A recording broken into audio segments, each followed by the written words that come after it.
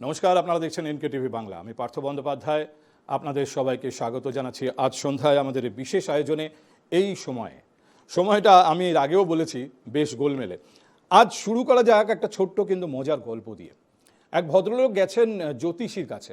জ্যোতিষী তার হাত দেখে বললেন, ভালো কিছু তো পাচ্ছি না, আগামী 10 বছর আপনার রোজগার থাকবে না, আপনার সংসারে অশান্তি হবে, বন্ধুদের সঙ্গে গোলমাল হবে, একদমই ভালো কাটবে না আপনার সময়। ভদ্রলোক কাঁচুমাচু হয়ে বললেন, 10 বছর পরে কি সব ঠিক হয়ে যাবে? জ্যোতিষী তখন মুচকি হেসে বললেন, 10 বছর পরে এসব আপনার অভ্যেস হয়ে যাবে। আপনার মনে হতে পারে যে এই গল্পটা আমি শুরুতে কেন বলছি এই অভ্যেস হয়ে যাওয়ার প্রসঙ্গে। আমার সাংবাদিক জীবনের 10-12 বছর তখন বোধহয় অতিবাহিত টেলিভিশনেই। সেই সময় আমার মনে আছে প্রথম এক হুগলির প্রবীণ সিপিআইএম নেতা সাংসদকে বলতে শুনলাম জনসভায় দাঁড়িয়ে, তৎকালীন বিরোধী দলনেত্রী মমতা বন্দ্যোপাধ্যায়কে উদ্দেশ্য করে, তোমার কোন ভাতারে টাকা দেয়? সম্ভবত নেতাদের মুখে অশালীন মন্তব্য বিতর্কের সেই শুরু, অন্তত আমার স্মৃতিতে। এর আগে প্রধানমন্ত্রীকে বোফোর্স নিয়ে চোর বলা কিংবা মুখ্যমন্ত্রীকে তিনি এক চোখে দেখেন বলে কানা বলার উদাহরণ বাংলা রাজনীতিতে ছিল। কিন্তু এই স্তরের বক্তব্য, যে স্তরের উদাহরণ দিলাম, সেই শুরু। তারপরে আস্তে আস্তে কিন্তু অনেক নেতার নাম, অনেক বর্ষিয়ান নেতার নাম এই তালিকায় উঠেছে। বিনয় কুমার, পরবর্তীতে বিমান বসু, তারপরে আরও অনেক। অ্যাকচুয়ালি এখন এই প্রায় 16-17-18 বছর পেরিয়ে সেই সময়ের থেকে এখন আমাদের এসব অভ্যেস হয়ে গেছে। এখন আমাদের খুব একটা কানে লাগে না, যদিও বিতর্ক হয়, আমাদের অভ্যেস হয়ে গেলেও অভিজিৎ গাঙ্গুলি, যিনি প্রাক্তন বিচারপতি, তমলুকে বিজেপির এই নির্বাচনে প্রার্থী, তার মন্তব্য নিয়ে নির্বাচন কমিশন খুশি নয়, প্রার্থীকে শো কজ করেছে নির্বাচন কমিশন। আজকে আমরা শুরুটা করব সেখান থেকেই। এখনো অবধি যারা আমাদের টেবিলে রয়েছেন তাদের সঙ্গে এক এক করে আপনাদের আলাপ করিয়ে দিই। আজকে সিপিআইএমের তরফে পথিক রয়েছেন, পথিক দাস, আর বিজেপির তরফে স্নেহায়ন রয়েছেন, স্নেহায়ন সরকার। তৃণমূল কংগ্রেসের প্রতিনিধি হিসেবে আজ মৃত্যুঞ্জয় পাল আমাদের সঙ্গে থাকার কথা, কিন্তু তিনি এখনও এসে পৌঁছননি, যে কোনো সময়ে তাকে আমরা পেয়ে যাব। আর স্টুডিওর বাইরে থেকে এই আলোচনায় আমাদের সঙ্গে থাকছেন বিশিষ্ট রাজনৈতিক বিশ্লেষক অধ্যাপক শুভময় মৈত্র। আমি একদম শুরুতে যেটা নিয়ে বিতর্ক, অভিজিৎ গাঙ্গুলিকে যার জন্য আজ শোকজ করেছে নির্বাচন কমিশন, গতকাল তিনি ঠিক কী বলেছিলেন, জাস্ট সূত্রটা ধরানোর জন্য আপনাদের একবার দেখিয়ে নিই কি বলেছিলেন অভিজিৎ বাবু। বিরাট সংখ্যক মহিলা হাতে লাঠি এবং ঝাঁটা নিয়ে সন্দেশখালী থানার সামনে অভিযান করলেন এবং সেখানে অবস্থান করলেন। আজকে তৃণমূল বলছে যে সব মিথ্যা। 2000 টাকায় রেখাপাত্রকে কেনা হয়ে গিয়েছিল। 2000 টাকায় রেখাপাত্রকে কেনা হয়েছিল। মমতা ব্যানার্জি, তুমি কত টাকায় বিক্রি হও? তুমি কত টাকায় বিক্রি হও? তোমার হাতে তো 8 লাখ টাকা গুঁজে দিলে একটা চাকরি দাও। তোমার হাতে 10 লাখ টাকা গুঁজে দেয় এবং দিয়ে রেশনকে হাওয়া করে দেয় অন্য দেশে। ভারতবর্ষেই থাকে না সে রেশন। আমি আজকে স্নেহায়ন, স্বাভাবিকভাবেই প্রথম প্রশ্ন আপনার কাছে। দেখুন, যেভাবে উনি বলেছেন, পরবর্তীতে উনি ব্যাখ্যা দেওয়ার চেষ্টা করেছেন, আজকে উনি কি বলেছেন তাও আমার হাতে আছে। কিন্তু তৃণমূল কংগ্রেসের অভিযোগ, একজন মুখ্যমন্ত্রী, মহিলা একজন মুখ্যমন্ত্রী, তাকে নিয়ে যে ভাষায় উনি কথা বলেছেন অত্যন্ত কুরুচিকর। আমি আপনার মন্তব্য শোনার আগে, ব্যাপারে আপনার বিশ্লেষণ শোনার আগে, আজকে তৃণমূল কংগ্রেসের হয়ে সাংবাদিক সম্মেলন করেছেন শশী পাঁজা, ডক্টর শশী পাঁজা, মহিলা একজন মন্ত্রী, তিনি মমতা বন্দ্যোপাধ্যায়ের ক্যাবিনেটে। তিনি কি বলেছেন এ ব্যাপারে, সরাসরি দল অর্থাৎ তৃণমূল কংগ্রেস কি অভিযোগ করছে, আপনাকে একবার শুনিয়ে নিন। আপনি গতকালকে মুখ্যমন্ত্রীকে যে ভাষায় অপমান করেছেন, এটা বাংলার মানুষ দেখেছেন এবং তৃণমূল কংগ্রেসের পক্ষ থেকে আমরা ইলেকশন কমিশনে গেছি। ইলেকশন কমিশনে এই ফাইলটা, আমরা কমপ্লেনটা ফাইল করেছি এবং সেই চিঠিটাও আপনারা প্রেস যারা এসছেন তারা খুব শিগগিরই পাবে। চিঠিটা আমার এখানে রয়েছে। অর্থাৎ বিভিন্ন সেকশন ইত্যাদি সব বলে আমরা এটা সত্যি, এটা নারী বিদ্বেষী। কোন এনাদেরকে নিয়ে স্টেজ মোদি, অমিত শাহ, শুভেন্দু অধিকারী, এইগুলো যারা যারা এই স্টেজ শেয়ার করে কিংবা তাকে কি প্রোৎসাহন দিচ্ছেন, উৎসাহ দিচ্ছেন, অর্থাৎ আপনারা আর ক্ষমা চাইবেন না। আপনারা তাকে ক্যাস্টিগেট করবেন না কিংবা তাকে শাস্তি দেওয়ার মতো তাকে বলবেন না, তার মানে সকলেরই সমর্থন আছে। এইভাবে চলতে পারে না। এইগুলো কি ইংরেজিতে বলে সেক্সিস্ট রিমার্কস, আর কিছু বাকি রাখেননি তিনি, এবং তার শাস্তি তাকে পেতে হবে। দেখুন, গণতন্ত্র একটা শাস্তি দেবে, ভোটে তিনি হারবেন, আর তারপরে আইনের ব্যবস্থা, ইলেকশন কমিশন কি শাস্তি দেবে, এরকম তো ক্যান্ডিডেটশিপ ক্যান্সেল হওয়া উচিত। আর থার্ড হচ্ছে যে আইনটা আমরা দ্বারস্থ হব সেটাও কি ব্যবস্থা নেবে, নিশ্চয়ই এই কথা আমাদের বলার ছিল।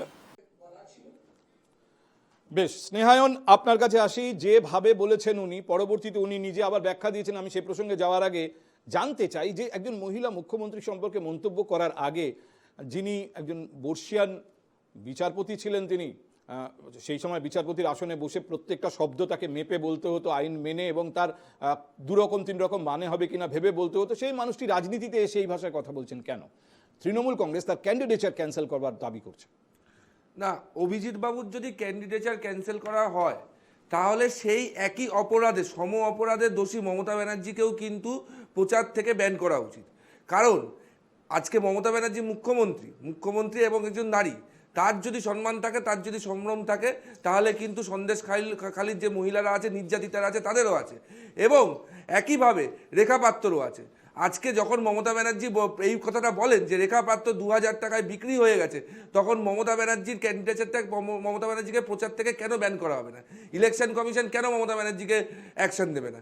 আজকে অভিজিৎ বাবু যেটা বলেছেন, উনি একটাই কথা বোঝাতে চেয়েছেন যে মমতা ব্যানার্জির সম্মান আছে, সেটা আমরা মনে করি, কিন্তু মমতা ব্যানার্জি যদি মনে করেন না যে সন্দেশখালীর এই নির্যাতিতা, যাদের তাদের উপর হওয়ার নির্যাতন, তার প্রতিবাদ করার অধিকার, অভিযোগের উত্তরে কেড়ে নেওয়ার মমতা স্নেহায়ন অভিযোগের উত্তরে আপনার কাছে পাল্টা অভিযোগ, এই একমাত্র রাস্তা আপনার কাছে? না, আমার অভিযোগের প্রত্যেক অভিযোগ না, আমরা বলছি উনি যেটা বোঝাতে মমতা বন্দ্যোপাধ্যায় বা তার দলের অন্য নেতারা যদি রেখা পাত্র সম্পর্কে কোনো এমন মন্তব্য করে থাকেন যা হয়তো আপনার মনে হয়েছে গ্রহণযোগ্য নয়, তা আপনারাও কমিশনে যেতে পারেন, কিন্তু আপনারা তা না করে আপনাদের একজন প্রার্থী এই ভাষায় কথা বলবেন। না, এই ভাষায় উনি এটাই বোঝাতে চেয়েছেন, উনার কথার ভুল ব্যাখ্যা হচ্ছে।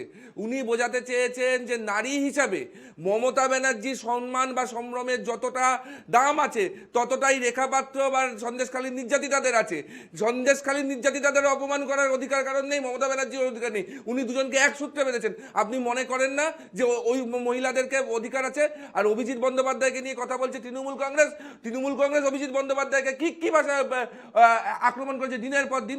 উনি যখন হাইকোর্টের জাজ ছিলেন, উনার রায়ের ওপর দাঁড়িয়ে, আমি রায়টাকে পছন্দ নাই হতে পারে, কিন্তু কি ভাষায় অভিজিৎ গাঙ্গুলিকে দিনের পর দিন অ্যাটাক করেছে তৃণমূল কংগ্রেস। আমি আবার বলছি স্নেহায়ন, অভিযোগের পাল্টা হচ্ছে, অভিযোগের উত্তরে হচ্ছে অভিযোগের উত্তরে উনি তো এটা করেছেন, তিনি তো সেটা করেছেন। আমি একটুখানি, এখানে পথিক আছেন, আমি পথিক আপনার কাছ থেকে জানতে চাই। যদিও সিপিআইএম এর নেতা হিসেবে আজকে মোহাম্মদ সেলিম তিনি সাংবাদিক সম্মেলন করেছেন, এই প্রসঙ্গ সেখানে উঠেছিল, প্রয়োজন হলে আমরা সেখানে যাব, কিন্তু আমি এখন আপনাকে, এখানে তৃণমূল কংগ্রেসের প্রতিনিধি এই মুহূর্তে আমার কাছে নেই, যখন তিনি আসবেন তখন তার বক্তব্য বা তার দলের বক্তব্য আমি শুনতে পারবো, কিন্তু আপনিও একটা রাজনৈতিক দলের একজন তরুণ নেতা, আপনারা ভবিষ্যতে রাজনীতি করবেন, আগামী আরো 30 বছর রাজনীতি করবেন, 40 বছর রাজনীতি করবেন, কি উদাহরণ তৈরি হচ্ছে? নিশ্চিতভাবেই তুমি প্রথমে যে গল্পটা দিয়ে শুরু করেছিলে, সেই গল্পটা এখন এই মুহূর্তে আর বলছি না, কিন্তু নিশ্চিতভাবে আমাদের রাজ্যের অবস্থা, আমাদের রাজ্যের পরিস্থিতি, সেই ঠোকর খেতে খেতে এখন অনেকটা অভ্যাস হয়ে গেছে। ভাষাগুলোও তার আলাদা কিছু নয়। আজকে মুখ্যমন্ত্রী আমার রাজ্যের, আমি সিপিআইএম করি, কেউ বিজেপি করে, কেউ কংগ্রেস করে, কিন্তু উনি সকলের মুখ্যমন্ত্রী। আমার রাজ্যের মুখ্যমন্ত্রীকে বা কাউকে এই শব্দে আক্রমণ করা নিশ্চিতভাবে আমাদের সকলের জন্য অনেক রকম লজ্জার। এবং আমি আপনারা দেখছেন কিছু কিছু উদাহরণ আমরা স্ক্রিনে চালাচ্ছি।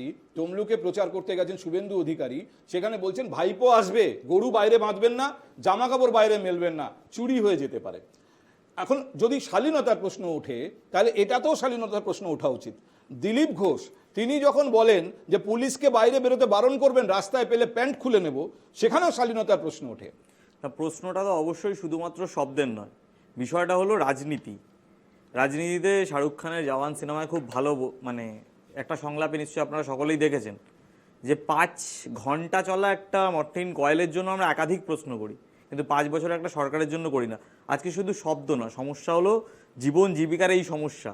আসলে এখান দিয়ে চোখ ঘুরিয়ে নেওয়ার জন্য পাড়ার মোড়ের মাথায় দাঁড়িয়ে আমরা আমাদের বন্ধুদের সাথে যেই ভাষায় কথা বলে থাকি বা কথা বলতে অভ্যস্ত, এখন দাঁড়িয়ে যেই নেতাদের কথা বললেন সবাই রাজ্যের শীর্ষ নেতৃত্ব, এনারা যেই কথা বলে সেই কথার উপরে চায়ের দোকানে আলোচনা হয়, কিন্তু এখন দেখছি চায়ের দোকানে যেটা আলোচনা হওয়া উচিত সেই কথা এনারা স্টেজে বলছে।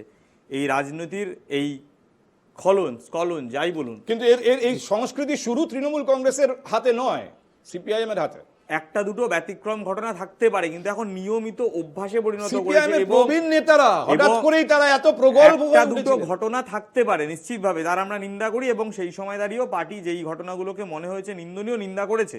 কিন্তু আজকে দাঁড়িয়ে আপনি কোথাও এই সেন্সার করতে দেখবেন না, কোথাও দাঁড়িয়ে মানে সবাই একে অপরের সাথে গা মিলিয়ে দিচ্ছে। দিলীপ ঘোষের যেই কথা, এই কথা আপনি দাঁড়িয়ে ক্যামেরার সামনে লাইভ করতে গিয়ে বলতে লজ্জা পাবেন, সেই কথা যদি আপনি স্টেজে বলেন তাহলে ভাবতে হবে রাজনীতিটাকে আমরা কোন জায়গায় আচ্ছা, নিয়ে আমি যাচ্ছি। একটু শুভময় বাবুর কাছে আসি। শুভময় বাবু, আপনাকে যে কোনো অনুষ্ঠানে আমি দেখেছি যে কোনো বিষয়ে একটু ভিন্নতর অ্যাঙ্গেল থেকে আপনি শুরু করেন, এবং যেটা আগে থেকে আমি অনেক সময় প্রেডিক্ট করতে পারি না। আমি আপনাকে এটা বলবো না যে এই সংস্কৃতি রাজনীতিতে কিভাবে কতটা ছড়িয়ে পড়েছে, অবক্ষয় কত গভীরে গেছে, সব কাব্য কথা আমি বলতেই চাই না। আমি শুধু বলতে চাই অভিজিৎ গঙ্গোপাধ্যায় তিনি কিন্তু শুধু মাটি থেকে রাজনীতি করে উঠে আসা একজন মানুষ নন, তিনি একজন বিচারপতি ছিলেন। তিনি জানেন কোন শব্দের কি মানে হতে পারে, কোন শব্দ মুখ থেকে বেরিয়ে গেলে তার কি অতিরিক্ত যদি কোনো মানে দাঁড়ায় তার ফল কি হতে পারে তিনি জানেন। তিনি একজন বিচারপতি হিসেবে কলকাতা হাইকোর্টে দীর্ঘদিন কাজ করেছেন। তিনি বলছেন আমি কি বলেছি সন্দেশকালীর পার্সপেক্টিভে, সেখানে যখন তারা বলছেন রেখাপাত্র 2000 টাকায় বিক্রি হয়েছে, আমি সেই পার্সপেক্টিভে মমতা বন্দ্যোপাধ্যায়ের সম্পর্কে বলেছি।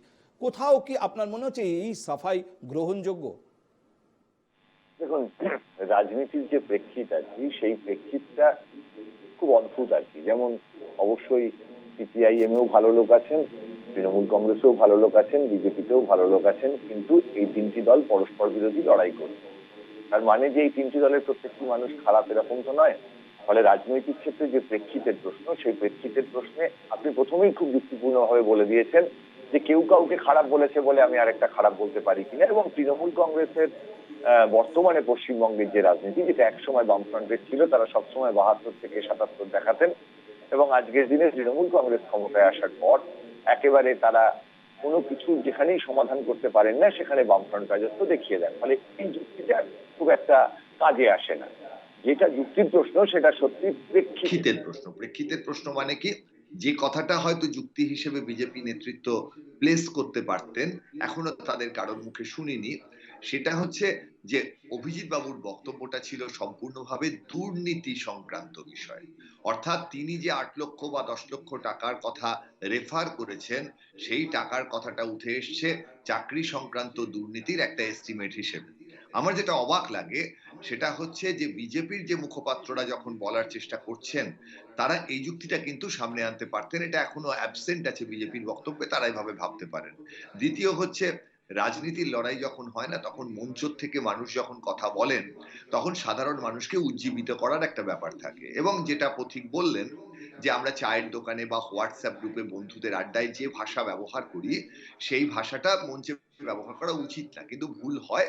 সিপিএম আমলে হয়তো ভুলের সংখ্যা কম ছিল, তৃণমূল বিজেপি আমলে, এবং এই তৃণমূল বিজেপি পশ্চিমবঙ্গের যারা, তাদের তো একটা সোর্স বা সূত্র সেই বামফ্রন্ট আমল। 2000 সালের পর থেকে মাঝের সারির বামপন্থী নেতারাই তো আজকে পশ্চিমবঙ্গে তৃণমূল বিজেপি আলো করছেন। এতে বামপন্থীরা হয়তো বেঁচে গেছেন, তাদের এই কথা বেশি বলতে হচ্ছে না। আজকে তাদের দলে যারা কথা বলছেন, যুব নেতা নেত্রী, তারা বেশ ভালো ভাষায় কথা বলছেন, কিন্তু তাদের যে তৈরি করে যাওয়া সংস্কৃতি, সেই সংস্কৃতির ধারক এবং বাহক হিসেবে বিজেপি এবং তৃণমূল তারা এই মুহূর্তে পশ্চিমবঙ্গে ক্ষমতায় আছে। ফলে এখানে দু অক্ষরের শব্দ। আমি আপনাকে ইচ্ছা করে এই প্রশ্নটা করেছিলাম যে আপনার কি মনে হয় যে অভিজিৎ গঙ্গোপাধ্যায় যেটা বলেছেন সেটার জন্য তিনি যে আজকে সাফাই দিয়েছেন সেটা কতটা গ্রহণযোগ্য? আপনি বললেন যে তিনি দুর্নীতি সম্পর্কে বলেছেন, অর্থাৎ কোথাও আপনার মনে হয়েছে যে বিজেপি এই সাফাইটা দিতে পারতো যে উনি দুর্নীতির কথা বলেছেন, উনি মুখ্যমন্ত্রীর সত্তার কথা বলেছেন, একজন নারী হিসেবে মুখ্যমন্ত্রীকে রেফার করেন, ইত্যাদি ইত্যাদি। কিন্তু আমার প্রশ্ন হচ্ছে, নির্বাচন কমিশন কিন্তু তার বক্তব্য কগনিজেন্সে নিয়েছে, তাকে শোকজ করা হয়েছে। নির্বাচন কমিশনের তার বক্তব্য শুনে মনে হয়েছে যে তিনি যেটা বলেছেন সেটা শালীনতার সীমা অতিক্রম করেছে। একেবারে নির্বাচন কমিশন, এখানে ইলেকটোরাল লিটারেসির প্রশ্ন আছে। আমাদের দেশে মুশকিল কি, সাধারণ মানুষ তাও ইলেকটোরাল লিটারেসি নিয়ে পড়াশোনা করেন। রাজনৈতিক নেতারা তো খুব ব্যস্ত, পুরো গোটা দেশের দায়িত্ব নিতে হয়, নিজের পাড়ার দায়িত্ব নিতে হয়, এত চাকরি কোথা থেকে কোথায় যাবে তার দায়িত্ব নিতে হয়, ফলে তাদের সবসময় সময় থাকে না আর কি ইলেকটোরাল লিটারেসি নিয়ে পড়াশোনা করার। বা দলের যে নেতা টেতা তারাও আজকাল খুব একটা ভাবেন না। বামপন্থীদের মধ্যে আগে একটা পড়াশোনার চর্চা ছিল, মানে পড়াশোনা মানে কিন্তু আমি প্রথাগত শিক্ষা বলছি না, রাজনৈতিক শিক্ষার কথা বলছি। আজকে পশ্চিমবঙ্গে প্রায় সব দলেই সেটা একটু কমে গেছে। সেই জায়গায় দাঁড়িয়ে যে প্রশ্নগুলো নির্বাচন কমিশন করেছেন, এখন বিজেপির তো কাজ হবে তার উত্তর দেয়া। বিজেপি তো চাইবে তার একটা সঠিক উত্তর দিতে। আমি সেই উত্তরগুলোর একটা যুক্তি খুঁজছিলাম, যে যুক্তিটা দেয়া যায়। নির্বাচন কমিশন তার কাজ সঠিকভাবে করেছেন, তাদের মনে হয়েছে এই কথা ঠিক হয়নি, এবং একই রকম তৃণমূল বিজেপি যে যুক্তিতে খেলে এখন পশ্চিমবঙ্গে, সেই যুক্তিতে তখনই বলতে হয় তাহলে তো আমাদের প্রধানমন্ত্রী মুখ্যমন্ত্রীর মুখ দিয়ে যে ভাষাগুলো বেরিয়েছে বা প্রধানমন্ত্রীর মুখ দিয়ে যে কথাগুলো বেরোচ্ছে সেগুলো ইলেকশন কমিশন ধরছে না কেন, শুধু অভিজিৎ বাবুরটাই ধরলো কেন? ফলে এই প্রশ্ন, উল্টো যুক্তিটাও আসবে। নির্বাচন কমিশন একেবারে সঠিক কাজ করেছেন, বিজেপির উচিত হবে অত্যন্ত যুক্তি দিয়ে একটা উত্তর দেয়া, যাতে এই কিন্তু এখানে বিষয়টি একটা আর কথা আছে পিছিয়ে শুভময় না বাবু, হয়। আমি আবার ফিরবো আপনার কাছে। এখানে একটা কথা আছে, কথাটা এই যে তৃণমূল কংগ্রেস মনে করছে শোকজ তো নির্বাচন কমিশন করেছে, কিন্তু এটা বেসিক্যালি এর কোনো ভ্যালু নেই। এই শোকজের কারণে বড় কোনো শাস্তি বা তার প্রার্থীপদ বাতিল করে দেওয়া, এই ধরনের ঘটনার দিকে ব্যাপারটা যাবেই না। আজকে আমি এখানে স্নেহায়ন রয়েছেন, দুর্ভাগ্যক্রমে আমি এখনো তৃণমূল কংগ্রেসের প্রতিনিধিকে পাইনি। আমি স্নেহায়ন আপনাকে শোনাতে চাই কুণাল ঘোষ, যিনি তৃণমূল কংগ্রেসের মুখপাত্র, তিনি এই প্রসঙ্গে আজকে বলেছেন যে শোকজ করে কি হবে, লোক দেখানো শোকজ। শুনুন। এই রুটিন শোকজ, এটা একটা লোক দেখানো শোকজ। এটা বড়জোর বলা যেতে পারে যে অভিযোগের প্রাথমিক মান্যতা, কিন্তু অবিলম্বে এর প্রেক্ষিতে পদক্ষেপ করতে হবে। অভিজিৎ গঙ্গোপাধ্যায়কে, তার বিরুদ্ধে কি ব্যবস্থা নেওয়া যায়, একটা নির্দিষ্ট সময়ে তাকে প্রচার থেকে সাসপেন্ড করার সিদ্ধান্ত নেওয়া যায় কিনা, কোনো কার্যকরী পদক্ষেপ নিতে হবে। শোকজ করে কি হবে? স্নেহায়ন, একেবারে লোক দেখানো শোকজ, এবং এটাকে তৃণমূল কংগ্রেস কোনো বিশেষ গুরুত্ব দিচ্ছে না। না, কুণাল ঘোষের কথার উপর কমেন্ট করার কোনো যুক্তি আমরা খুঁজে পাই না। কুণাল ঘোষ কবে দলে থাকেন, কবে দলের বাইরে থাকেন, সেটা আগে কুণাল ঘোষ আলোচনার বিষয় নয়, আপনি আমি শেষ করি রজত বাবু। না, শুভময় বাবু যে কথাটা বললেন না, যে ভারতীয় জনতা পার্টি এই মানে দুর্নীতির যুক্তিটা তুলে ধরতে পারত, আসলে ভারতীয় জনতা পার্টি দুর্নীতির যুক্তি কোনো রকমের যুক্তি তোলার দরকার নেই। স্টেট কার্ড 1 পয়েন্ট আমাদের কথাবার্তা, যে মাননীয় মুখ্যমন্ত্রীর যেরকম সম্মান আছে সেরকম সমস্ত নারীর সম্মান আছে। মাননীয় মুখ্যমন্ত্রী বাকি নারীদেরকে দিনের পর দিন অসম্মান করতে পারে না, ফার্স্ট অফ অল। আর সেকেন্ড অফ অল, এই বারবার মমতা ব্যানার্জি আর তৃণমূল কংগ্রেসের এই মহিলা কার্ড খেলা বন্ধ করতে হবে।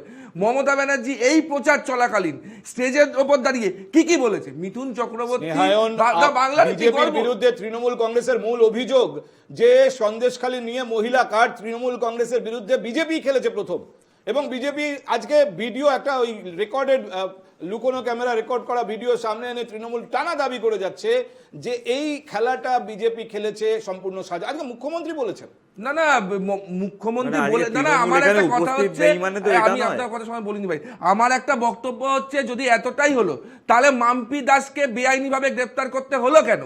ওখানকার নির্যাতিতাকে রাত্রির বেলা জোর করে ধরে নিয়ে গিয়ে কিডন্যাপ করতে হলো কেন? তাকে ধমকাতে হলো কেন যে 20 লাখ টাকা দিচ্ছি, তোমার বয়ান বদল করো? মমতা ব্যানার্জি যদি এতই আলোচনা করব, আর মমতা ব্যানার্জি একটা ভিডিওর বেসিসে অস্বচ্ছ মহিলা সম্মান নিয়ে কি করে কথা বলে? এক মিনিট, সন্দেশখালী নিয়ে আমরা আলোচনা করব। সন্দেশখালী নিয়ে আজকে আরো অনেক কিছু ঘটেছে, এবং কলকাতা হাইকোর্টে এ ব্যাপারে আজকে যে মামলা ছিল সেই মামলায়ও যা ঘটেছে তা নিয়েও আলোচনা করা যেতে পারে, তা নিয়েও বিতর্ক করা যেতে পারে। কিন্তু অভিজিৎ গঙ্গোপাধ্যায়কে শোকজ, একটা প্রশ্ন হচ্ছে যে বিজেপির জন্য তো জিনিসটা খুব ভালো হলো না। এবং একই সঙ্গে এই যে একটু আগে শুভময় বাবু বলছিলেন, কুণাল ঘোষের বাইট আপনাকে দেখালাম, যেখানে কুণাল ঘোষ বলছেন যে এগুলো লোক দেখানো শোকজ। ইনফ্যাক্ট অভিজিৎ গঙ্গোপাধ্যায় কেন, শুভময় বাবু প্রশ্ন তুলেছেন, প্রধানমন্ত্রীর বক্তব্য নিয়ে বিরোধীরা অভিযোগ নিয়ে গিয়েছে কমিশনের কাছে, তাকে শোকজ করা হয়নি।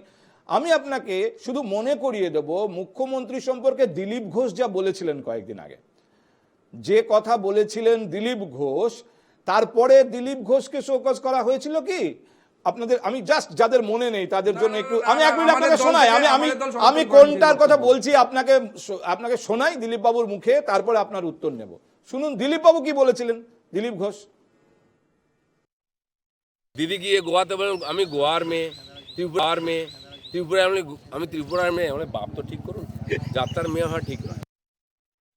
ইন্ডিভিজুয়াল কাউকে এই কথা যখন বলেন কেউ, তারপরে তাকে শোকজ করে না নির্বাচন কমিশন, অভিজিৎ গঙ্গোপাধ্যায়কে শোকজ করে। না না, নির্বাচন কমিশন কি করবে সেটা তো নির্বাচন কমিশন বলতে পারবে, কিন্তু এই বক্তব্য আমাদের দলের তরফ থেকে যে সমর্থন করা হয়নি এটা আপনি ভালো মতন জানেন। সেটা আমরা সেই ব্যাপারটা অভিজিৎ বাবুর বক্তব্য কি দলের তরফ থেকে সমর্থন করা হচ্ছে? রজত বাবু না, আপনি যখন এই কথা বলছেন তাহলে তো মমতা ব্যানার্জি কেন শোকজ হবে না? মমতা ব্যানার্জি দেশের প্রধানমন্ত্রীকে বলছে কোমরে দড়ি পরে ঘোরাবো, তুই তুকারি করছে, বলছে 420 বলছে। মমতা ব্যানার্জি এই পুরো প্রচারের সময় ধরে এমন কিছু 3-4টে সভায় এমন কিছু ভাষা প্রয়োগ করেছে যেগুলো বাংলা ভাষায় গালাগালি বলে, সেগুলোকে আপনারা দেখাতে গেলে আপনাদেরকে বিপ করতে হবে, আপনারা টেলিভিশনে দেখাতে পারবেন না। কিন্তু তিনি মঞ্চে দাঁড়িয়ে উইথড্র করেছেন। আরে বলতে গিয়ে বলে ফেলেছি বলে উইথড্র করেছেন। আচ্ছা আমি একটা কথা বলি না রজত বাবু, আপনাদের কাছে একটা প্রশ্ন। বিষয়টা হচ্ছে মমতা ব্যানার্জি সবসময় মহিলা কার্ডটা খেলেন, কিন্তু উনি মহিলা হয়ে বারবার বিরোধী নেতাদেরকে এই ভাষায় আক্রমণ করতে পারেন। মিঠুন চক্রবর্তীকে বলছেন বেঈমান, মিঠুন চক্রবর্তীকে বলছেন গদ্দার, উনি শুভেন্দু অধিকারীকে আক্রমণ করতে গিয়ে গোটা মেদিনীপুরকে বলছেন কি গদ্দার।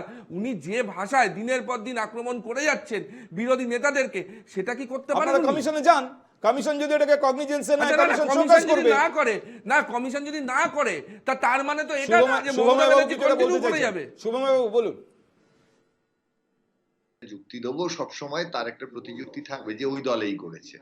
সেই জায়গায় একটা বিজেপি এবং তৃণমূলের মুশকিল আছে, সিপিএম এর মুশকিলটা একটু কম। সেই বৈশিষ্ট্যটা হচ্ছে সিপিএম থেকে অনেক লোক তৃণমূল বা বিজেপিতে গেছেন, কিন্তু সিপিএম কখনো বিজেপি বা তৃণমূলের কোনো লোককে ফেরত নেয়। আর তৃণমূল আর বিজেপির মধ্যে কি হয়েছে, এ দল থেকে ও দলে যখন খুশি যাওয়াও যায় এবং ফেরতও আসা যায়। এটাই যেটা মুশকিল হচ্ছে, যে দোষগুলোই আজকে একজন তৃণমূল নেতা দুষ্ট, কিছুদিন পর দেখা যাচ্ছে তিনি বিজেপিতে চলে গেছেন বা বিজেপির নেতা তৃণমূলে চলে এসেছেন। ফলে তৃণমূল বিজেপির দ্বন্দ্বে কিন্তু কে কার বিরুদ্ধে বলছেন এই যে উদাহরণগুলোর কোনো রাজনৈতিক মূল্য নেই। দ্বিতীয়, অভিজিৎ বাবু কিন্তু শুধুমাত্র বিজেপি নন, অভিজিৎ বাবু সমাজ থেকে উঠে আসা একজন মানুষ, যিনি এই পশ্চিমবঙ্গের যে দুর্নীতির ক্ষেত্র, সেই দুর্নীতির ক্ষেত্র প্রথম প্রমাণ করে যে একই রকম ভাবে ভাবুন বোফোর্স মামলার সময় গলি গলি মে চোর হয়, রাজীব গান্ধী চোর হয় যে কথা উঠেছিল, প্রমাণ তো হয়নি রাজীব গান্ধীর ক্ষেত্রে, অবশ্যই তৃণমূল কংগ্রেসের ক্ষেত্রে প্রমাণ হয়নি, কিন্তু পশ্চিমবঙ্গের রাজনীতিকে তিনি গত 2-3 বছর ধরে যে পথটা দেখিয়েছেন, তার আসনে বসে তার রায়গুলো তো খুব যে বেশি ভুল হয়েছে এমন নয়, তার কিছু রায় যে কোর্টের নিয়মে হয়তো পরে সুপ্রিম কোর্ট মেনে নেয়নি বা কখনো মেনে নিয়েছে, এরকম হয়েছে, কিন্তু তিনি যে জায়গাটা তৈরি করেছেন তাতে রাজনৈতিক ক্ষেত্রে কিন্তু বিজেপির বিরুদ্ধেও যে কমপ্লেন গুলো আছে সেই কমপ্লেন গুলো কিন্তু তার বিরুদ্ধে নেই। তিনি সমাজ থেকে উঠে আসা একজন মানুষ, যিনি বিজেপির হয়ে লড়াই করছেন। ফলে মাথায় রাখতে হবে রাজনৈতিক যে শুভমবাবু আমাকে একটা জিনিস বলুন, আমি আবার বলছি যেহেতু তৃণমূল কংগ্রেসের প্রতিনিধি এখনো আমার এখানে এসে পৌঁছননি, আমি একটা ক্লোজ করে নিয়ে এই কথাটা, এটা গুরুত্বপূর্ণ। রাজনৈতিক দলগুলো যে একই সার্কিটের মধ্যে থাকেন, সেই সার্কিটের মধ্যে থেকে তারা কিন্তু অভিজিৎ বাবুকে খুব পছন্দ করবেন না, কারণ তার লড়াইটা একার লড়াই। বেশ, আমি যেটা আপনার কাছে জানতে চাইছিলাম সেটা হচ্ছে যে এই যে বিজেপির পাল্টা অভিযোগ তৃণমূল কংগ্রেসের নেতাদের, শীর্ষ নেতাদের বিরুদ্ধে একই কথা বলা যায়, তারাও দেশের প্রধানমন্ত্রী, কেন্দ্রীয় স্বরাষ্ট্রমন্ত্রী নিয়ে যে ভাষায় কথা বলেন সেখানে সেটা গ্রহণযোগ্য না বা সেটা শালীনতার সীমা অতিক্রম করে, আপনি কি এটা মানেন? দেখুন, আবার সেই রাজনীতিতে না মানি কি মানি না বলা খুব মুশকিল। রাজনীতির যে বাইনারি, অর্থাৎ 0 বা 1 হতেই হবে বা ওই সেই জর্জ বুশের মতো হয় আমার দলে বা বিরোধী, এমনটা হয় না। পশ্চিমবঙ্গের রাজনীতিতে বিজেপি এবং তৃণমূলের যে দ্বন্দ্ব, সেখানে তৃণমূলকে রক্ষা করার একটা দায় বিজেপির আছে, কারণ দল হিসেবে, বিরোধী দল হিসেবে সিপিএম এর চেয়ে তৃণমূল কংগ্রেস বিজেপির কাছে অনেক বেশি পছন্দের। ফলে তৃণমূল এবং বিজেপি নেতাদের বিরুদ্ধে যে ঘটনাগুলো, কেন্দ্রের উত্তর যেগুলো আসবে নির্বাচন কমিশনের বা যে ধরনের লড়াই হবে, তার থেকে লড়াইটা কেন অভিজিৎ বাবুর ক্ষেত্রে অনেক বেশি তীক্ষ্ণ, তার কারণ তিনি এই পলিটিক্যাল সার্কিটের অংশ এখনো হয়ে উঠতে পারেননি, তিনি একা তার লড়াইটা করছেন। ফলে বিজেপিও বা তৃণমূলও বা অন্যান্য রাজনৈতিক দল সিপিএম বা কংগ্রেসও তার প্রতি কি ব্যবহার করবে সেটা কিন্তু আজকে দেখার বিষয়। এবং পশ্চিমবঙ্গের যে রাজনৈতিক ধারা বৃত্তান্ত, সেখানে অভিজিৎ বাবুর চরিত্রের দিকে আমাদের নজর রাখতে হবে যে তার লড়াইটা ঠিক কোন পথে যায়। আচ্ছা, এই যে আপনি সিপিএম নিয়ে একটা কি বলবো, আপনার বক্তব্য রাখলেন সে ব্যাপারে পথিক কি একমত যে দল হিসেবে তৃণমূল কংগ্রেস এবং বিজেপির মধ্যে সিপিএম এর কাছে পছন্দের একটা প্রায়োরিটি আছে? এই কথা তো একদম পরিষ্কার করে, এটা শুধুমাত্র শুভময়দা বলছে এরকম নয়, বাংলার মানুষও আজকে বুঝতে পারছে। বিভিন্ন ক্ষেত্রে সংসদে বিভিন্ন প্রশ্নে এরকম দাঁড়িয়ে তৃণমূলে যে সমস্ত সাংসদরা আছে তাদের ভূমিকা পরিষ্কার করেই বিজেপিকে সাহায্য করেছে বহু ক্ষেত্রে। আজকে দাঁড়িয়ে শুভেন্দু অধিকারী পাগল ছাগল হরিদাস এরকম জঘন্য জঘন্য কথা বললেও আজকে মমতা ব্যানার্জিও নন্দীগ্রাম নিয়ে যে কথাগুলো বলছে বা শুভেন্দু অধিকারী যে কথাগুলো বলছে, এতে তো পরিষ্কার দিনের আলোর মতো যে একে অপরের পরিপূরক একটা অবস্থান আছে, এটা তো আপনিও মানেন। মমতা জাতীয় বন্দ্যোপাধ্যায়ের রাজনীতিতে অবস্থান একজন তো সিপিআইএম এর নেতা এই অবস্থানে আজ অব্দি পৌঁছতে পারেনি মমতা বন্দ্যোপাধ্যায় যেখানে পৌঁছেছে। মমতা বন্দ্যোপাধ্যায় যেখানে পৌঁছে সেখানে সিপিআইএম কোনো নেতা পৌঁছতে চায়ও না। মমতা বন্দ্যোপাধ্যায় 3 মাস আগে যখন বলেছিল সে ইন্ডিয়ার সঙ্গী, কিছুদিন আগে বলেছিল আমি আবার নেই, এখন যখন সারা দেশের বুকে পরিবেশ পরিস্থিতি বদল হচ্ছে তিনি আবার অন্যরকম কথা বলছে। তাই মমতা ব্যানার্জি যেখানে পৌঁছেছে সেই জায়গায় সিপিআইএম এর নেতারা পৌঁছতে চান না। মমতা ব্যানার্জি কি বলেছে? সিপিআইএম এর নেতারা পৌঁছতে চায় না, মমতা ব্যানার্জি যেখানে পৌঁছেছে চায় না। আপনি এখনই শুরু করবেন, আমি আপনাকে একটু দেখাতে চাই অভিষেক বন্দ্যোপাধ্যায় তিনি এই প্রসঙ্গে আজকে যথেষ্ট আবেগ নিয়ে এর জবাব দিয়েছেন। অত্যন্ত বিরক্ত তিনি অভিজিৎ গঙ্গোপাধ্যায়ের বক্তব্যে, এবং তিনি আজকে যখন নির্বাচনী প্রচারে ছিলেন তিনি একটি নির্বাচনী মঞ্চে এ বিষয়ে যথেষ্ট আবেগী প্রতিক্রিয়া দিয়েছেন। শুনুন। হ্যাঁ, অভিষেক, আমি আজকে মমতা ব্যানার্জির দাম বলতে এসেছি, কাগজটা দাও। মমতা ব্যানার্জির দাম, এই হচ্ছে মমতা ব্যানার্জির দাম, এই হচ্ছে মমতা ব্যানার্জির দাম। মমতা ব্যানার্জির দাম, তুমি যার টিকি ধরে রাজনীতি করো সে মাথা নিচু করে মমতা ব্যানার্জিকে প্রণাম করে, আর তুমি মমতা ব্যানার্জির দাম জিজ্ঞেস করছো। এই মমতা ব্যানার্জির দাম বাংলার 10 কোটি মানুষের দাম, সতীশ সামন্তর বিপ্লবী মাটির দাম। যে নরেন্দ্র মোদীর টিকি ধরে তুমি রাজনীতি করো সে মাথা নিচু করে প্রণাম করছে মমতা ব্যানার্জিকে। এটা বাংলার মাটি, দুর্জয় ঘাটি। দেখুন এই মমতা বন্দ্যোপাধ্যায়ের দাম। ক্ষমতা আছে অভিজিৎ বাবু, আপনার দামটা তো সবাই জানে, বিজেপির তমলুকের টিকিট। স্নেহায়ন, এবার আপনি বলুন। না না, বিষয় হচ্ছে গিয়ে অভিষেক বাবু এইসব কথা বলার আগে উনি যখন মালদা দক্ষিণে গিয়ে শিরূপা মিত্র চৌধুরীকে নির্মম বলেন, বেহায়া বলেন, উনি যখন এই কাঠিতে দাঁড়িয়ে শুভেন্দু অধিকারীকে আক্রমণ করতে গিয়ে শিশির অধিকারীকে তুই করে কথা বলে তোর বাপকে ডেকে নিয়ে আয়, আগে অভিষেক ব্যানার্জি আয়নায় গিয়ে নিজের মুখটা দেখুন। আমি একটা কথা বলি, আর তার আগে একটা কথা বলি, শুভময় বাবুর একটা প্রশ্নের যে উত্তর দিদি, শুভময় বাবু প্রেফারেন্সের কথা বললো না, মমতা ব্যানার্জি স্টেজে দাঁড়িয়ে বলেছে আমাদের সাথে সিপিএম আর কংগ্রেসের জোট আছে জাতীয় স্তরে, এখানে নেই, কিন্তু জাতীয় স্তরে মমতা ব্যানার্জির প্রেফারেন্স অ্যালাইজ হচ্ছে গিয়ে কংগ্রেস এন্ড সিপিএম, সেটা কিন্তু বিজেপি কিন্তু কোথাও নেই। অভিষেক বন্দ্যোপাধ্যায় যেভাবে বলছেন, দেখুন নরেন্দ্র মোদী নমস্কার করছেন মমতা বন্দ্যোপাধ্যায়কে, সেই ছবি সামনে, সেই ছবি আপনাকে আপনি নরেন্দ্র মোদীর মুখোমুখি হয়েছেন? আপনি তো ওই দলেই, কিন্তু মুখোমুখি হননি।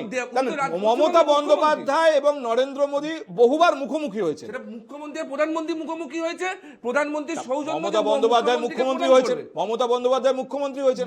তাহলে যেখানে প্রধানমন্ত্রী সৌজন্য দেখাচ্ছেন আপনাদের প্রার্থী দেখাবেন না, ওনাদের প্রশ্ন তো এটাই।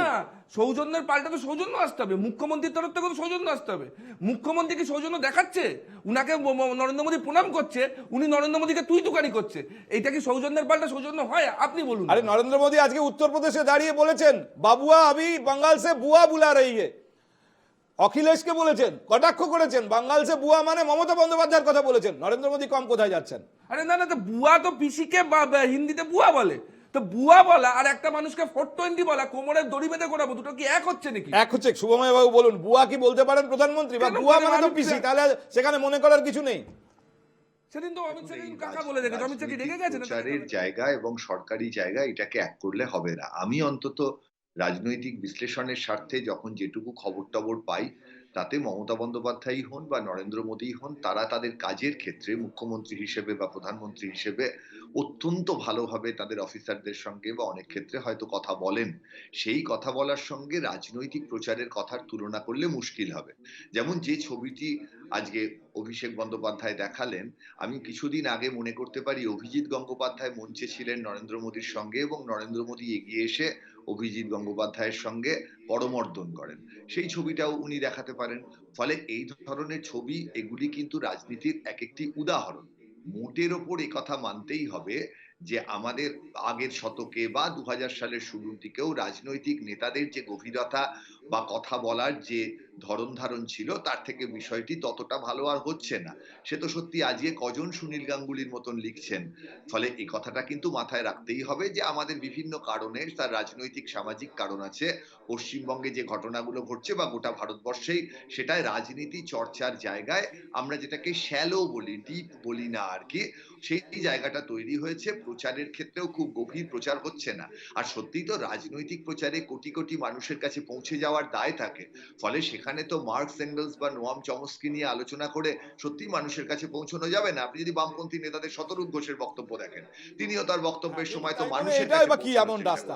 দেখুন, এক মিনিট, আমাদের একটা ছোট্ট বিজ্ঞাপন বিরতি নিতে হবে শুভময় বাবু। কিন্তু আপনি যেটা বললেন যে ওই সমস্ত বলে বা ভালো কথা বলে ভালো বিষয় নিয়ে আলোচনা করে মানুষের কাছে এখন পৌঁছানো যায় না। যত এই ধরনের কথাবার্তা হবে তত আলোচনা হবে, বিতর্ক হবে, মানুষের কাছে পৌঁছানো যাবে। আমি জানি না যে এতে তো আর যাই হোক সুস্থ রুচি, সুস্থ সংস্কৃতির পরিচয় মেলে না, এতে এটা সস্তা পাবলিসিটি হতে পারে। যেমন ধরুন, আজকে অভিজিৎ গঙ্গোপাধ্যায় কি প্রসঙ্গে মমতা বন্দ্যোপাধ্যায় সম্পর্কে মন্তব্য করেছেন, সন্দেশখালী প্রসঙ্গে। সন্দেশখালী নিয়ে মূল যে জায়গাটা এখন আলোচনা হচ্ছে, সেখানে নারী ধর্ষণ হয়েছে না হয়নি, এটা আমাদের বাংলার রাজনীতির অন্যতম প্রধান ইস্যু আজকে। এবং কাউকে পুলিশ নিম্ন আদালতে সে আত্মসমর্পণ করার পর পুলিশ এমন সেকশন দিচ্ছে তাকে নিম্ন আদালত জেলে পাঠাচ্ছে। আজকে কলকাতা হাইকোর্ট বলছে ওনার বিরুদ্ধে তো কোনো নন বেলেবল সেকশনই নেই, ওনাকে কেন জেলে পাঠানো হলো বলে তাকে ভর্ৎসনা করা হচ্ছে। মাস্টার মাইন্ড কার, আদালত জিজ্ঞাসা করছে। সন্দেশখালী নিয়ে আলোচনা করা দরকার। সন্দেশখালী আবার আলোচনার কেন্দ্রে, বিতর্কের কেন্দ্রে এসছে। আমরা একটা ছোট্ট বিজ্ঞাপন বিরতি নিয়ে ফিরছি, আমাদের সঙ্গে থাকুন।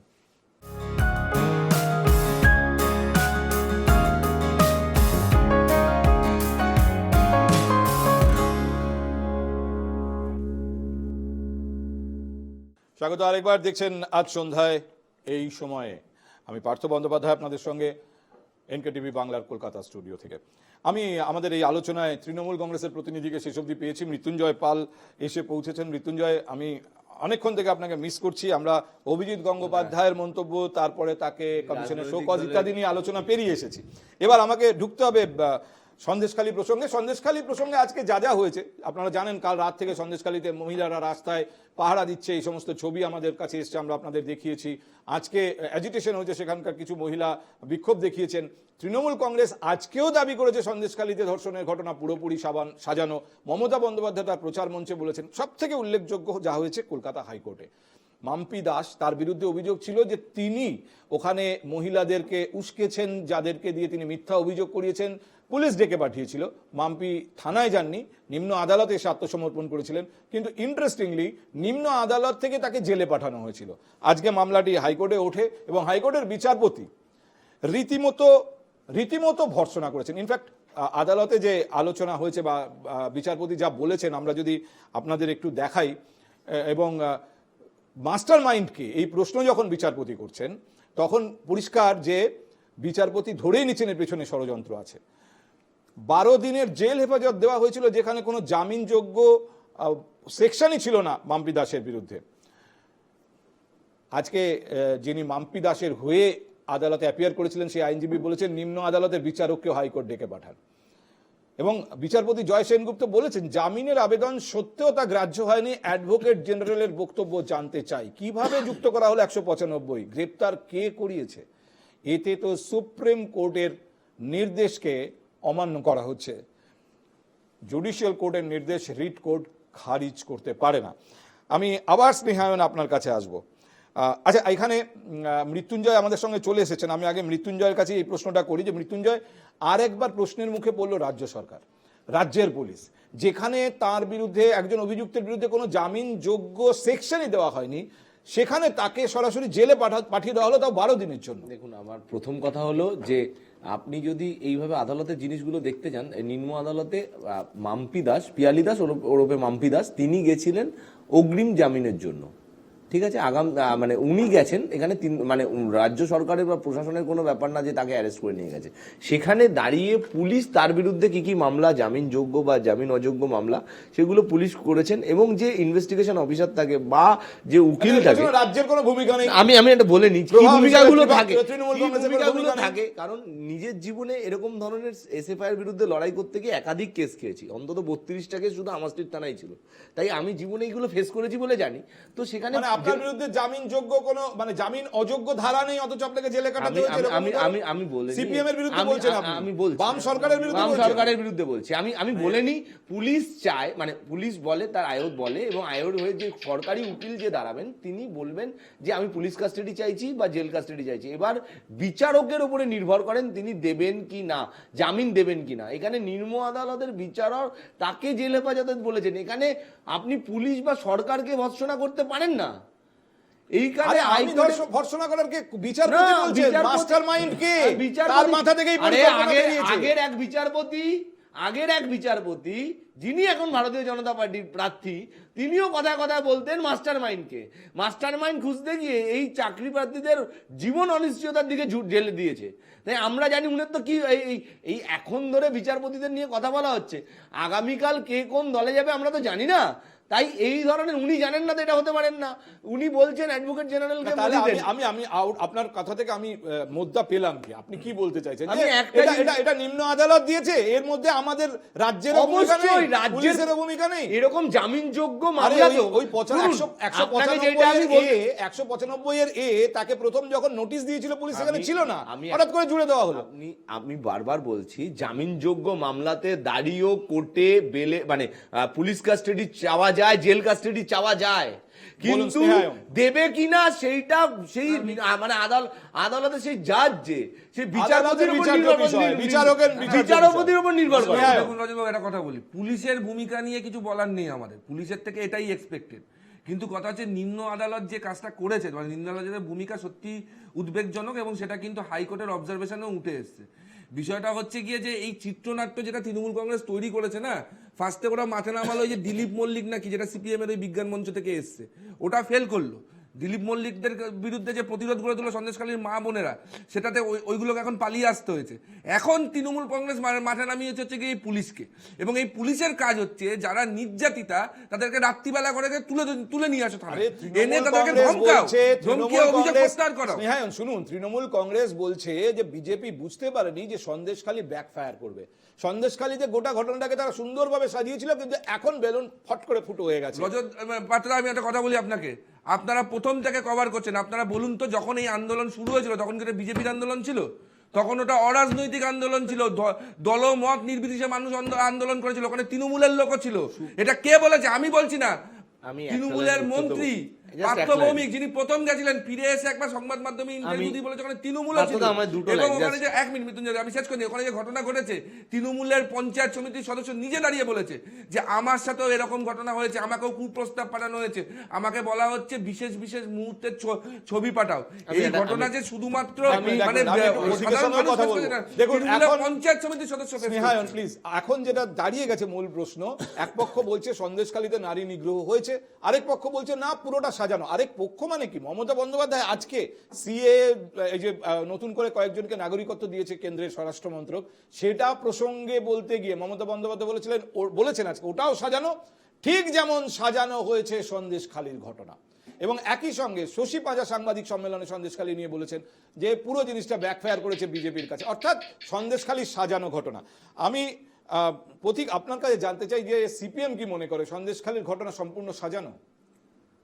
এইভাবে কোনো ঘটনার উত্তর দেওয়া বেশ কঠিন, এক কথায় শুরুর থেকেই বলি না। কিন্তু যখন যে ভিডিওটা নিয়ে এত বিতর্ক, অখিলগিরির সেই ভিডিও যখন প্রথম প্রকাশ্যে আসে, তখন আপনাদের যিনি ওখানে প্রার্থী নিরাপদবাবু, তিনি তার বক্তব্য শুনে মনে হয়েছিল যে তিনি মনে করছেন না এই ভিডিওটা জাল।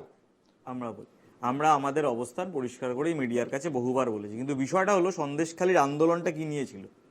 আজকে বিজেপি এর মধ্যে কি ভরার চেষ্টা আরে হচ্ছে। তৃণমূল কংগ্রেস এখন বলছে তৃণমূল জমিও দখল করা হয়নি। তৃণমূল কংগ্রেসের কথা পরে নারী আসছি। নিগ্রহের কথা ছেড়ে দিন, জমিও বিষয়টা দখল হলো করা জমি হয়নি। দখল করা হয়েছে কি হয়নি, ওখানে পুলিশ গিয়ে আপনার মার্চ এপ্রিল মাসে যখন জমি ফেরত দিতে আছে তখন আপনারা দেখেছেন। নারী নিগ্রহ হয়েছে। এইটাই তো কথা, ওখানে যে কি ঘটনা ঘটেছে এবং ওখানে যে দীর্ঘদিন ধরে অত্যাচার চলছে, মানুষের সাথে অবিচার হচ্ছে, নিরাপদ সর্দার বিধানসভায় বলেছে। আজকে যদি তৃণমূল কংগ্রেস মনে করে এই ঘটনা ভুল, নিরাপদ সর্দার বিধানসভায় যে কথাগুলো বলেছিল সেগুলোকে সামনে আনার আমরা কথা বলছি সিপিআইএম এর পক্ষ থেকে। কিন্তু বিষয় হলো আজকে বিজেপি কি করছে। তৃণমূলের সম্পর্কে কম বেশি সকলেই জানি বুঝি, কিন্তু আজকে দাঁড়িয়ে বিজেপি যেই লড়াইটা ছিল মানুষের অধিকারের লড়াই, যেই লড়াইটা কিছু সেটা বিজেপি অধিগ্রহণ করেছে। এখন বিজেপি অধিগ্রহণ করেছে না, অধিগ্রহণ সেই লড়াইটাই করেনি, ধর্মের নামে মানুষকে ভাগ করে দেওয়ার চেষ্টা করছে। বিজেপি আমাদের সাথ দিলীপ দিতে ঘোষ পারবে। ভোটের দিন রাস্তায় বেরিয়ে বলছে হিন্দু পাড়া থেকে মানুষকে ভোট দিতে তার সাথে দিচ্ছে না। সন্দেশখালীর কি পশ্চিম সম্পর্ক? বাংলায় এরকম পরিবেশ ছিল তার নাকি? জন্য সন্দেশখালীর মায়েদের দর্শন সন্দেশখালীকে করতে হয়? একইভাবে ব্যবহার পার্থ, করার আমি চেষ্টা হচ্ছে। শুভময় বাবু, শুভময় বাবু, সন্দেশখালীকেও এক একইভাবে মিনিট, ব্যবহার এক করার মিনিট। চেষ্টা হচ্ছে। শুভময় বাবু, একদমই আপনিও জানেন, ধর্মের নামে প্লিজ মানুষের প্লিজ, এই প্রতীক ধরনের চেষ্টা হচ্ছে। প্রতীক এবং শুভময় এই স্নেহায়ন, আমি শুভময় বাবু আপনিও জানেন, এই প্রসঙ্গে আপনার কাছ থেকে জানতে চাই যে সন্দেশখালীতে ঠিক কি হয়েছিল। এটা এখন $1 million question in Bengal politics.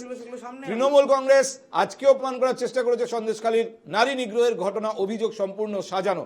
কিন্তু মুশকিলটা হচ্ছে যে যখন একজন বিচারপতি, হাইকোর্টের একজন বিচারপতি, তিনি যখন রাজ্য সরকারের আইনজীবীকে এই প্রশ্ন করেন যে মাস্টার মাইন্ডকে, তখন মনে হয় বিচারপতি কনভিন্স, তিনি মোটামুটি নিশ্চিত যেটার পেছনে ষড়যন্ত্র আছে। আজকে সন্দেশখালীতে কিছু মহিলা তো তারা রাস্তায় বেরিয়ে বলছেন আমরা রাজ্যকে পাহারা দিচ্ছি। তারা তো এটা বলছেন যে রাত্রিবেলা তৃণমূল কংগ্রেসের গুন্ডারা ঢুকছে আর ঢুকছে পুলিশ তাদের সঙ্গে। এবার এরা কি সত্যি বলছেন না এদেরও সাজানো? এই কনফিউশন থেকে মানুষ বেরোবে কি করে?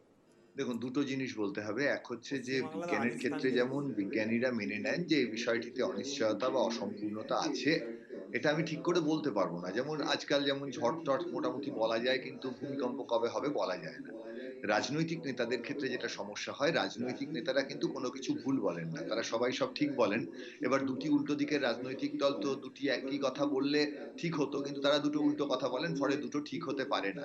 এবং ঠিক এই কারণেই দেশের আইন ব্যবস্থার প্রতি সাধারণ মানুষের সম্মান এখনো অনেক বেশি। যে কোনো রাজনৈতিক নেতাকে যে কোনো মানুষ যতটা বিশ্বাস করেন, সাধারণ বিশ্বাসও আবার অঙ্ক দিয়ে গুনতে পারবো না, কিন্তু যে কোনো রাজনৈতিক নেতা, যে কোনো রাজনৈতিক দলের বক্তব্য, যে কোনো যারা পদে আছেন তাদের তুলনায় দেশের সাধারণ মানুষ, এ রাজ্যের সাধারণ মানুষ যারা কোর্টে আছেন, আদালতে আছেন, তাদেরকে বিশ্বাস করেন। ফলে আদালতের যে বক্তব্য, সেখানে অসম্পূর্ণতা থাকে, অনিশ্চয়তা থাকে বলেই তো এক আদালতের বক্তব্য অন্য আদালত অন্যরকম ভাবে দেখে। ফলে একেবারে সঠিকভাবে নিম্ন আদালতের বিচারপতি তার যুক্তি বুদ্ধিতে মনে করেছেন একটা ঘটনা, সেটা হাইকোর্টে গিয়ে খারিজ হয়ে গেছে। এবং এই জায়গা তো মানতেই হবে, অভিজিৎ বাবুর অনেক বক্তব্য যেগুলো পরবর্তীকালে সুপ্রিম কোর্টে অনেকগুলো থেকে গেছে, কিছু হয়তো খারিজ হয়েছে, এটা কিন্তু একটা গণতান্ত্রিক নিয়ম। কিন্তু উল্টো দিকে ভাবুন, আমি প্রথমে একটু নন্দীগ্রামের প্রসঙ্গে আসবো, সিঙ্গুরের প্রসঙ্গে আসবো, যেখানে লড়াইটা আত্মঘাতী, অর্থাৎ তখন সিপিএম এবং তৃণমূলের লড়াইটা আত্মঘাতী ছিল। আজকের দিনে যারা প্রধান দুই বিরোধী পক্ষ, তৃণমূল এবং বিজেপির যে লড়াই, সে লড়াই আত্মঘাতী। কেন বলছি? কারণ এই লড়াইয়ের মাধ্যমে মানুষের যে চাওয়া পাওয়া, সেইগুলো কিন্তু তাদের কাছে পৌঁছে দেওয়া হচ্ছে না। এই আন্দোলনগুলোকে নিয়ে রাজনৈতিক নেতারা তাদের আখের গুছোচ্ছেন। আপনি আজকে নন্দীগ্রামে ফিরে যান, সেখানকার ইতিহাস কতবার বদলাচ্ছে মুহূর্তে মুহূর্তে। আপনি যেটা বলছেন শুভময় বাবু, ব্রড অ্যাসপেক্টে আমি এটার বিরোধিতা করছি না, কিন্তু এই সঙ্গে এটাকেও আমি অস্বীকার করতে পারছি না যে কলকাতা থেকে অ্যারাউন্ড 100 কিলোমিটার, সেখানে প্রায় মধ্যযুগীয় একটা পরিস্থিতি তৈরি হয়েছিল। সেখানে রাত্রিবেলা মেয়েদেরকে পার্টি অফিসে ডেকে পাঠানো হতো দিনের পর দিন, এবং তা পুলিশ জানলেও চুপ করে থাকতো। এটা তো মেনেই নেওয়া যাচ্ছে না। ফলে আজকে যখন তৃণমূল কংগ্রেস বলছে এটা সাজানো, তখন এই প্রশ্নটা গুরুত্বপূর্ণ হয়ে উঠছে যে আমি যে রাজ্যে থাকি সেই রাজ্যে এরকম ঘটনা ঘটেছে না ঘটেনি, এটাকে তো অস্বীকার করতে পারছি না। আমি মনে নিচ্ছি যে সাধারণ মানুষের অজস্র চাওয়া পাওয়ার বিষয় আছে, জানিয়ে রাজনীতিতে আলোচনা হওয়া উচিত। কিন্তু আজকে যেটা সন্দেশখালীতে ঘটছে, কালকে সেটা তমলুকে ঘটবে না, পরশু সেটা কুচবিহারে ঘটবে না, কে গ্যারান্টি দিতে পারবে না? এই জায়গাটা তো খুব গুরুত্বপূর্ণ প্রশ্ন, এবং এইখানে আপনার উত্তরটা আমাকে জিজ্ঞেস করছেন, তো এখানে আমার উত্তরটা একেবারেই তৃণমূল এবং বিজেপির উত্তরের মতোই হবে, অন্যের দিকে আঙুল দেখানো। যে আপনি দেখুন পশ্চিমবঙ্গের যে ইতিহাস, তাতে বিধান রায়ের রাজত্বেও কিন্তু 50 জন কৃষক মারা গেছিলেন আন্দোলন করতে এসে বিধানসভার সামনে এই এসপ্ল্যানেডে। ফলে প্রশ্ন হচ্ছে আপনার জন্য প্রচুর উদাহরণ থাকবে যেখানে সারা পৃথিবী জুড়ে অনেক বড় বড় দেশেও আজকে যে এত বড় কমিউনিস্ট সিস্টেম, সেই সিস্টেমের মধ্যেও প্রচুর অবিচার ছিল। ফলে হঠাৎ করে তৃণমূল কংগ্রেস একটা আলাদা দল হিসেবে পশ্চিমবঙ্গের রাজনীতিতে আবির্ভূত হয়ে সমস্ত অন্যায় অবিচার মুছে দেবে, এটা হতে পারে না। আমাদের বরং তৃণমূল কংগ্রেস নিয়ে যে আলোচনাটা আমরা আসি যে তাদের আমলে দুর্নীতি মাত্রা ছাড়া হয়ে যাচ্ছে কিনা, গোলমাল মাত্রা ছাড়া হয়ে যাচ্ছে কিনা। ফলে এই জায়গায় দাঁড়িয়ে সন্দেশখালীতে যে ঘটনা ঘটেছে, এরকম ঘটনা ঘটাটা আমরা কেউ চাই না, কিন্তু এই ধরনের ঘটনা ঘটেছে এবং মূল দুই রাজনৈতিক দল তৃণমূল এবং বিজেপি সেখানে সত্যিকারের মানুষদের সুখ দুঃখের কথা কতটা ভাবছেন আর কতটা নিজেদের রাজনৈতিক স্বার্থ ভোটের বাজারে চরিতার্থ করতে চাইছেন, এই জায়গাটা আমাদের বুঝতে হবে। যদি তারা সত্যি মানুষের উপকার চান তাহলে সমস্যা মিটবে, যদি না চান তারা জিইয়ে রাখবেন এবং ভোটটা শেষ হলে তারপর দেখা যাবে কোন ঘটনা ঘটতে চলেছে। শুভময় বাবু, আপনি বললেন ওখানে ঘটনা ঘটেছে, প্রশ্ন তো সেখানেই যে ঘটনা ঘটেছে কিনা। তৃণমূল কংগ্রেস এখন দাবি করে যাচ্ছে ঘটেনি। আচ্ছা মৃত্যুঞ্জয়, যদি সত্যি কিছু না ঘটে থাকে তাহলে ওখানে একজন মহিলাকে আমরা দেখছি যারা অ্যাজিটেট করছেন, তারা বিক্ষোভ দেখাচ্ছেন, তারা সেখানে দাঁড়িয়ে বলছেন যে রাত্রিবেলা তৃণমূল কংগ্রেসের গুন্ডারা গ্রামে ঢুকছে, আমরা পাহারা দিচ্ছি। আমি আপনাকে দেখাতেও পারি। আমি দেখেছি। প্রথম কথা হলো যে পার্থবাবু, আমরা প্রথম মানে যেদিনকে নারী নির্যাতনের ঘটনার প্রথম অভিযোগ এসেছিল, আমরা আজকে বলছি না, এই ভিডিওটা স্ট্রিং অপারেশনের ভিডিও সামনে আসার পরে আমরা বলছি না, আমরা সেদিনকেও বলেছিলাম যে সাজানো ঘটনা।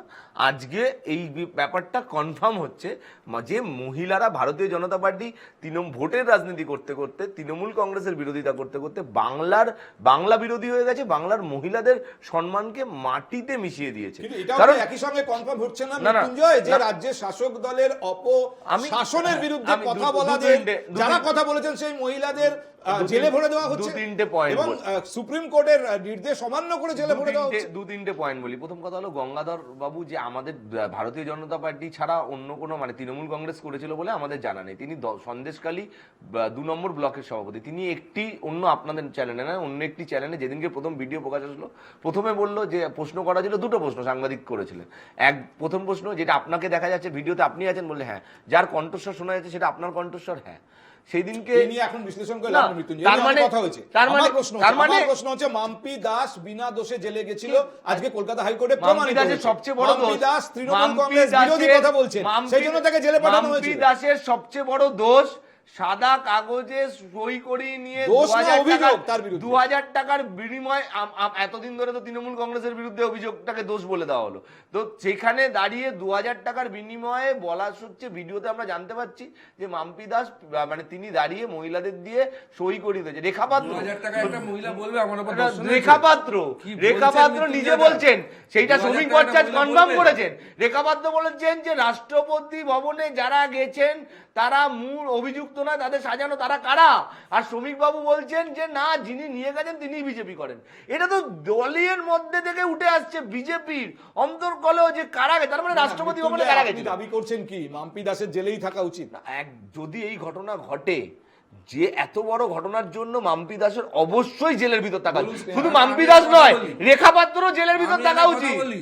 আমি একটা কথা বলি, 3রা বা 4ঠা মে, আমি যদি খুব ভুল না হই, এই গঙ্গাধর কয়লার এই যে স্টিং ভিডিওটা বেরালো, ঠিক আছে, 30শে এপ্রিল মথুরাপুরের সভা থেকে অভিষেক ব্যানার্জি বলে দিল যে 1 সপ্তাহের মধ্যে দেখবেন সব সত্যি বেরিয়ে আসবে, যত নাটক হয়েছে তার পর্দা ফাঁস হয়ে যাবে।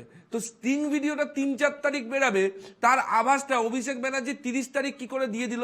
আর আমার আরেকটি কথা হচ্ছে গিয়ে, সবিনয়ে তৃণমূল নেতৃত্বের কাছে নিবেদন যে তৃণমূল নেতৃত্ব যেভাবে বলছে যে পুরো ঘটনাটা নিমিত্তে সন্দেশখালীর প্রতিটা মা বোন মিথ্যে কথা বলছে, আমি বলি যে মমতা ব্যানার্জি তো প্রচারের মাধ্যমে গোটা বাংলা ঘুরছে, একবার সন্দেশখালী যান, গিয়ে ওখানে দাঁড়িয়ে বলুন যে সন্দেশখালীর মা বোনেরা মিথ্যে কথা বলছে, তাদের উপর কোনো ধর্ষণ হয়নি, তারা 2000 টাকার ওখানে বিজেপির যে লোকসভার নেতা সন্দেশখালী, তার নাম বিকাশ সিংহ, ওখানে যে বিজেপির সন্দেশখালী বিধানসভায় দাঁড়িয়ে ভোট পেয়েছিল, প্রায় 1.5 লক্ষর মতো ভোট পেয়েছিল, তাই সেই মানুষগুলো কি করছিল, বিকাশ সিংহ কি করেছিল। অভিযোগ শ্রমিক বাবুকে একবার বলেনি রোজ প্রেস কনফারেন্স করে, এই যে নিরাপদ সন্তান আলিমুদ্দিন ছিল না। এক মিনিট স্নেহায়ন প্লিজ মৃত্যুঞ্জয়, আমার কথা হচ্ছে, আমার প্রশ্নটা শুনুন। এক মিনিট স্নেহায়ন, আমার প্রশ্নটা শুনুন। মৃত্যুঞ্জয় আমি আপনাকে বলছিলাম যে আজকেও মহিলারা ওখানে বিক্ষোভ দেখিয়েছেন। আমি আপনাকে একজনের বক্তব্য শোনাচ্ছি। ওখানকার বিক্ষোভ করেছেন সন্দেশখালীতে যে মহিলারা, তাদের মধ্যে একজনের বয়ান আপনাদের শোনাই, আমাদের ক্যামেরা রেকর্ডে রয়েছে। তাদের এই জায়গায় যে ভাঙচুর, লুটপাট, বিঘাকে বিঘা জমি লুটপাট করেছে, এখনো তাদের কেন ধরা হয়নি? আমরা তার জন্য এখানে বিক্ষোভ করতে এসেছি। কেননা এটা হবে কেন? আমাদের ঘরে ঘরে নল দিয়েছে, কিন্তু জলের কোনো ব্যবস্থা নেই। আর আমরা এখানে বাচ্চা কাচ্চা নিয়ে, আমরা সাঁকোয় স্কুল সামনে আছে, যার কারণে এখান থেকে পারাপার হতে পারে না। বৃষ্টি হলে আমাদের জীবনের ঝুঁকি না যাতায়াত করতে হয়, কেন এই সাঁকোটা এখানে মেরামত করা হয় না। এই হচ্ছে তার জন্য আমরা চাই যে সিরাজ ডাক্তারকে গ্রেপ্তার চাই। ওই তো হচ্ছে আমাদের মা বোনেদের সম্মান নিয়ে লুটপাট খেলা, বিঘাকে বিঘা জমি নিয়ে হচ্ছে কেড়ে নেওয়া, আমাদের ঘর বাড়ি লুটপাট করা, ঘরের যাবতীয় জিনিস সব কিছু ভাঙচুর করে তছনছ করে দেওয়া, এর জন্য আমরা ওকে গ্রেপ্তার চাই। এই অভিযোগগুলো মিথ্যে, এগুলো সাজানো। না, আমার কথা হলো যে আমি জাস্ট আপনাকে বলে দিই, 2021-এর বিধানসভা নির্বাচনে আমরা ওখানে জিতেছিলাম, কিন্তু ওখানেও 72,765 ভোট সিপিএম বলছি, বিজেপির ভাস্কর সর্দার পেয়েছিল। 1,12,450 ভোট আমরা পেয়েছিলাম। তার মানে 72,000 ভোট কিন্তু বিরোধীদের শুধুমাত্র ভারতীয় জনতা পার্টির দখলে ছিল। আর মানে 2021 সালে বিরোধী, আমি কি বলতে চাইছি যে বিরোধী যারা বিজেপিকে আপনি একটা ভিডিও দেখালেন, আর একটা ভিডিও তো দেখালেন না। সন্দেশখালীর অনেক মায়েরা বোনেরা বলছেন, আমরা আজ অবধি এরকম কোনো ঘটনা দেখিনি যে মায়েদের তুলে নিয়ে আসছেন। দুটো ভিডিও দেখান, আপনি যদি নিরপেক্ষ চ্যানেল হন তাহলে দুটো ভিডিওই দেখান। না না, পঞ্চায়েত সমিতির সদস্যরা যদি আপনার চ্যানেলে যদি না থাকে, আমি একাধিক মায়েদের, সন্দেশখালীর মায়েদের যারা মুখ খুলে বলছে যে আমরা এরকম কোনো ঘটনা দেখিনি, দুটো ভিডিও দেখান। আপনি একটা অভিযোগের ভিডিও দেখছেন, আর একটা যে মায়েরা বলছে অভিযোগ, এরকম কোনো অভিযোগ নেই। বিজেপি ছেড়ে দিন, সিপিএম ছেড়ে দিন, আপনাদের দলে এই অভিযোগটা মেনে নেব। এই ধরনের অভিযোগ মৃত্যুঞ্জয় শুনুন, আমরা যাদের বক্তব্য দেখাচ্ছি তারা রাস্তায় নেমে বিক্ষোভ করছেন, সেই জন্য তাদের কাছে সংবাদ মাধ্যম পৌঁছেছে এবং সেখানে তারা যে অভিযোগটা করছেন আমরা সেটা দেখাচ্ছি। এবার আপনি যদি ভিডিও আছে, এখন গতকালের ভিডিও আছে, মহিলারা বলছে সন্দেশখালীতে নারী নির্যাতনের কোনো ঘটনা ঘটেনি। এক মিনিট, সন্দেশখালীতে একজন স্টেক হোল্ডার সিপিএম, সেখানে নিরাপদবাবু বহুদিন ধরে সেখানকার একজন সিনিয়র নেতা এবং পথিক। আমি বারবার ওই প্রশ্নে ফিরে যাচ্ছি, সিপিএম এর বক্তব্য পরিষ্কার হচ্ছে না। আজকে মোহাম্মদ সেলিম যে বক্তব্য রেখেছেন সেখানেও কিন্তু একটা ইঙ্গিত সন্দেশখালী স্বাভাবিক ছিল না, কিন্তু আবার কতটা অস্বাভাবিক ছিল, যতটা বিজেপি বলছে ততটা কিনা, সেই প্রশ্নে আপনারা কনজারভেটিভ। এই প্রশ্নে তো স্বাভাবিকভাবেই যেই কথা তুমি বলছো, সন্দেশখালীর ঘটনা নিয়ে বলতে গেলে বারবার আমরা বলছি, নিরাপদ সর্দার বিধানসভায় একাধিকবার বলেছে সন্দেশখালীর মানুষ সেই যন্ত্রণা নিয়ে, সেই যন্ত্রণা সামনে আনতে হবে। 2 নম্বর কথা, আজকে দাঁড়িয়ে শেষ করে দিই না, তোমার সময় বলিনি তো, তোমার সময় বলিনি তো, আরে বলতে দিতে হবে তো, আরে বলতে দিতে হবে তো, হয়নি কে বলেছে, হয়নি বলেছে, কে বলেছে, হয়নি কে বলেছে, আরে ভিডিও করে সাংবাদিক, আপনি বলুন তো এই লাস্ট কবে দেখেছেন সন্দেশখালী নারী নির্যাতন নিয়ে সিপিএম মিছিল করছে? কে বলেছে করেনি? কবে করেনি? কবে করেনি সিপিএম? আরে এখন তো মিথ্যা বলছো তোমরা, আমি জানি না, তুমি জানো না, বলতে দাও না। মহিলারা তো করছে, সেগুলোকে কেন? কিন্তু আজকে দাঁড়িয়ে এক মিনিট দেখুন, নারী নির্যাতন হচ্ছে ধর্ষণ, আরে সন্দেশখালী নারী নির্যাতন, মৃত্যুঞ্জয় প্লিজ মৃত্যুঞ্জয় এক মিনিট প্রতীক, স্নেহায়ন আজকে দিলীপ ঘোষ কিন্তু স্বীকার করেছেন যে সন্দেশখালী থাকা দরকার বিজেপির রাজনৈতিক স্বার্থে। সন্দেশখালী, নন্দীগ্রাম যদি তৃণমূল কংগ্রেস ব্যবহার করে থাকে এবং ক্ষমতা এসে থাকে, তাহলে সন্দেশখালী কেন আমরা করবো না, একদম এই সুরে কথা, এই কথা বলেছেন দিলীপ ঘোষ।